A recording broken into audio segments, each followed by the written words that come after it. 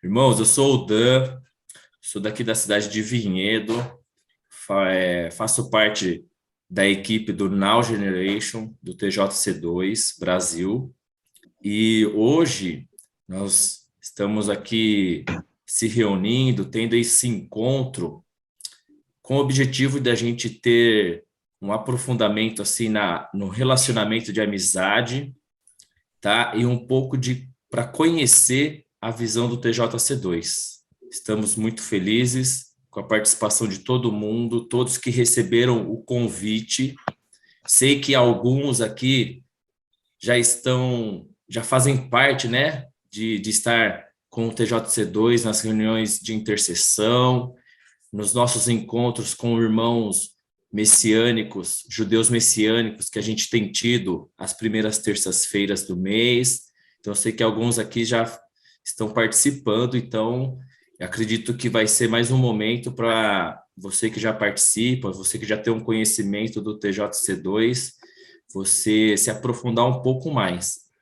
E para os irmãos que é a primeiro contato, que recebeu um convite, né, um convite do Christopher, um convite de algum outro líder do TJC2, né, nosso muito obrigado por vocês terem aceitado, né, por vocês estarem deixando, a gente crê que Deus vai colocando essa semente da visão do TJC2, que é reconciliação e restauração entre os segmentos judaico e o segmento gentil da igreja.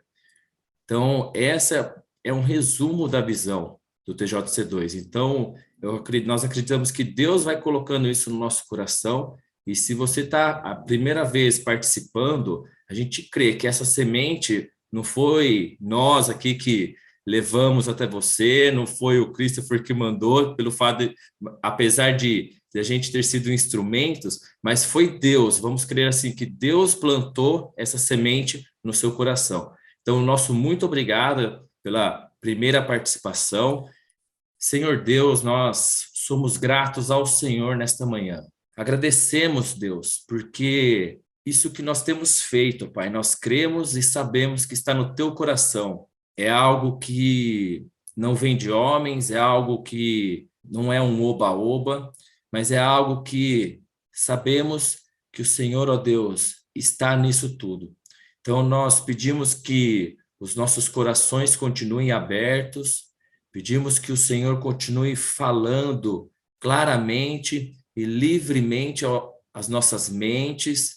E, Deus, nós pedimos que tudo aquilo que se levante contra aquilo que está no teu coração, ó Deus, seja derrubado agora, seja destruído, e que haja a ação do teu Espírito Santo sobre nós neste momento e no decorrer, ó Deus, desses dias, dessas semanas, esse pós, ó Deus, momento que vamos estar compartilhando sobre o TJC2, uma visão que, ó Deus, é de restauração e reconciliação entre os segmentos judaico e gentil da igreja. Pedimos, Deus, que o Senhor continue com a gente. No teu nome nós oramos, amém. Eu vou só dar algumas instruções, né? Como vocês receberam no e-mail, a gente tem um cronograma ali enxuto, e nesse cronograma nós vamos ter 3 reflexões, né? Essas 3 reflexões serão feitas pelo Pedro Arruda, pelo José Marion e pelo Christopher. Esses 3 irmãos, eles fazem parte da liderança do TJC2 Brasil, juntamente com outros irmãos também, né, nessa liderança. Mas hoje vamos falar esses 3, tá bom? Eles têm umas reflexões específicas ali que eles vão trabalhar. Eu vou pedir, por favor, Pedro Arruda, ele vai compartilhar essa primeira parte de reflexão. Então, Pedro Arruda, muito obrigado. Fique à vontade, Deus abençoe, e creio que vai ser algo do fundo do coração de Deus. Amém. Obrigado, Dan. Então, nós ficamos incumbidos de falar sobre a unidade, e eu vou falar um aspecto da unidade que é com relação aos gentios e judeus, obviamente, que é o nosso tema aqui, né? A unidade, ela é inerente aos pensamentos e os caminhos de Deus, que são muito mais elevados que os nossos, né? Os pensamentos são os objetivos, os propósitos, a intenção de Deus. E os seus caminhos são os meios da execução. E, como disse, ambos estão muito mais acima dos nossos, né? Quem diz isso é Isaías 55, 9. Então, eu queria iniciar nossa conversa aqui com uma reflexão, né? Eu acho que todos nós já conhecemos a história de José, do Egito, que está narrada entre os capítulos 37 a 50 do Gênesis. Baseado nessa história, eu queria fazer uma pergunta. Por que José foi rejeitado pelos irmãos após ser enviado a eles pelo pai Jacó? José tinha uma percepção diferente de seus irmãos a respeito do episódio que determinou sua ida para o Egito. Ele se apropriou dos elevados pensamentos e caminhos de Deus, enquanto que os irmãos se mantinham presos ao nível humano. Enquanto a compreensão dos irmãos baseava nas próprias ações deles, carregadas de má intenções, José tinha a visão mais ampla do plano de Deus e por isso podia afirmar que fora enviado por Deus ao Egito para preservar a vida, o que deveria parecer completamente compreensível dos irmãos. Essa afirmação explícita de José está em Gênesis 45, 7, 8. Quando então ele faz leitura do porquê da razão dele ter sido enviado para o Egito. Certamente que nós também não chamaríamos de envio a ser os irmãos tentando se livrar de José, vendendo como escravo aquela comitiva ismaelita. Mas Deus aproveita o mal que intentavam e o transforma em bem, numa exitosa providência de salvação de muitos, incluindo os próprios autores. Portanto, a ação grotesca dos irmãos de José foi fundamental para que a história consolidasse o plano de Deus. Se, em vez de vendê-lo, os irmãos tivessem retido José com eles, a história não seria essa, né? Vários aspectos conspiram para esconder a ação de Deus na história de José. Ele foi traído, foi vendido, entregue pelos irmãos aos gentios. Sua morte se apresenta como um elemento importante, primeiramente na intenção real dos irmãos e na simulação ao pai Jacó. A notícia de que ele vivia, né, depois, teve uma significação de ressurreição. Então, essas más ações, é difícil conjugar isso como se fosse uma coisa de Deus, né? Por sua vez, José também se sujeitou ao roteiro completo, sem reclamar. Como ele era amado e respeitado, os egípcios o seguiriam no tratamento que daria aos irmãos. Se ele demonstrasse rejeição, eles agiriam como vingadores, mas ao acolhê-los fraternalmente, sem levar em conta o mal que fizeram, os egípcios seguiram o exemplo e fizeram o mesmo. Interessante notar que José, mesmo depois de empossado com o poder de primeiro-ministro, ele não brigou e sequer insinuou que os egípcios ou outros gentios que se serviam dos seus armazéns adotassem os costumes judaicos, né? A nação de Israel não estava formada ainda, se pode dizer que são proto-judeus, mas costumes como circuncisão, essas coisas já existiam desde Abraão. Bem, igualmente os egípcios respeitaram os familiares de José, que mantiveram a própria cultura quando se instalaram no Egito. Desta forma, José deixou claro ser também um judeu. Durante algum tempo, José permaneceu no anonimato. Sua história não era conhecida, né?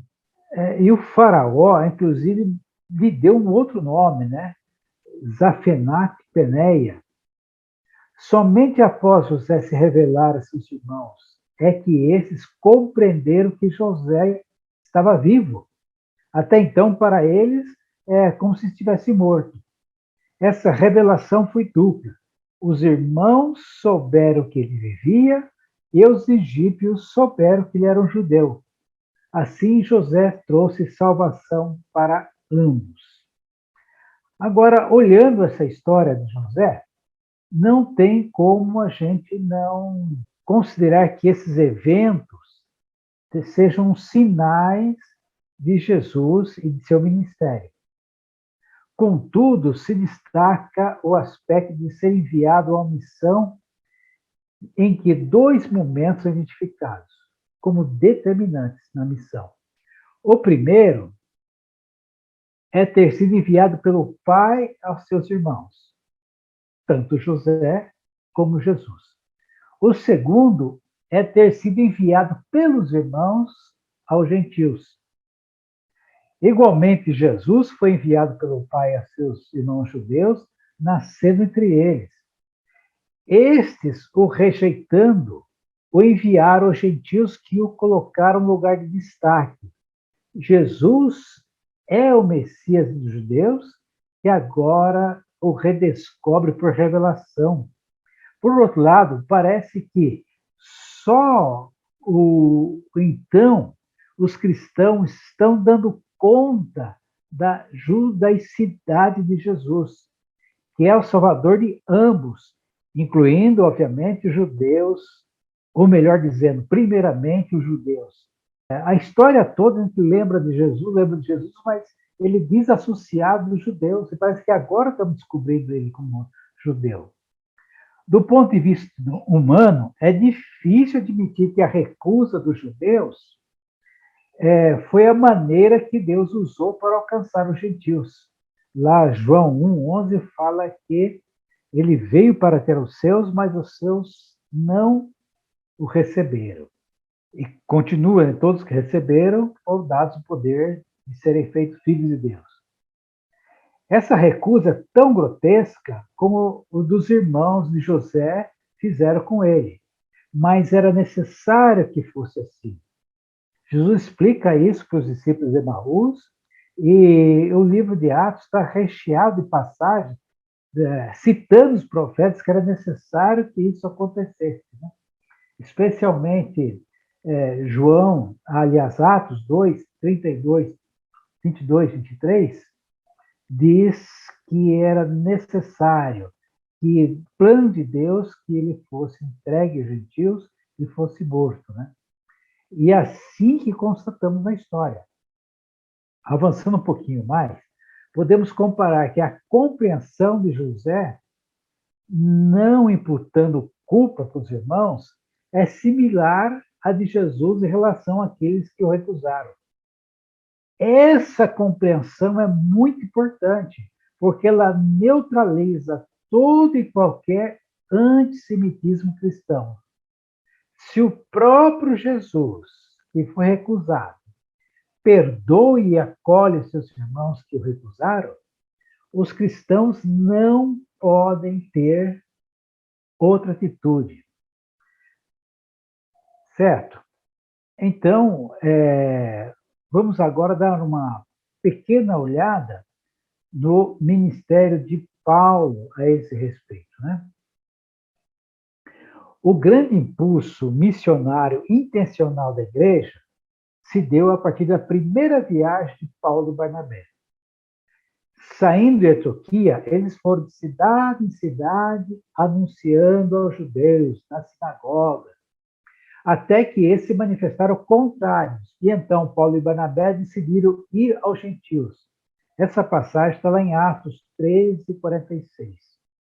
De volta dessa viagem a Antioquia, Paulo relata esse episódio como a maravilhosa abertura da porta da fé aos gentios. Atos 14, 27. Então, aquilo que era uma recusa dos judeus, Paulo vê como uma oportunidade aos gentios. Posteriormente, Paulo conta aos Efésios ter recebido uma revelação do mistério de Deus a respeito da inclusão dos gentios, para, ao lado dos judeus, formar um só povo no corpo de Cristo. A rejeição dos irmãos de José propiciou a oportunidade aos egípcios de acolherem José e, através dele, acolherem aqueles que seriam os proto-judeus, né? Gênesis 47, 6.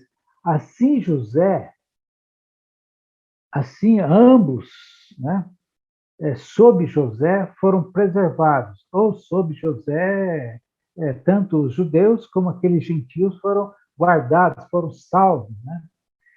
Se a rejeição dos judeus foi motivo de salvação para os gentios, quanto mais a aceitação de Jesus pelos judeus significará a ressurreição dos mortos e ambos com corpos glorificados não mais estarão sujeitos à divisão. É preciso considerar, do ponto de vista de Deus, para compreender que a rejeição de José e de Jesus estão no contexto de universalização, apontando para a convergência de todas as coisas em Cristo, conforme vimos em Efésios 1, 10. Assim como não haveria salvação para a família de Jacó e nem só para os egípcios, a possibilidade de salvação estava decretada para ambos conjuntamente por meio de José. Também não haverá salvação para os gentios sem os judeus e nem para os judeus sem os gentios, mas somente para ambos conjuntamente. A unidade, ela é inexorável. Gentios precisam dos judeus e judeus precisam dos gentios. O perdão mútuo é indispensável e incontornável. Portanto, não pode ser adiado, esperando a iniciativa da outra parte.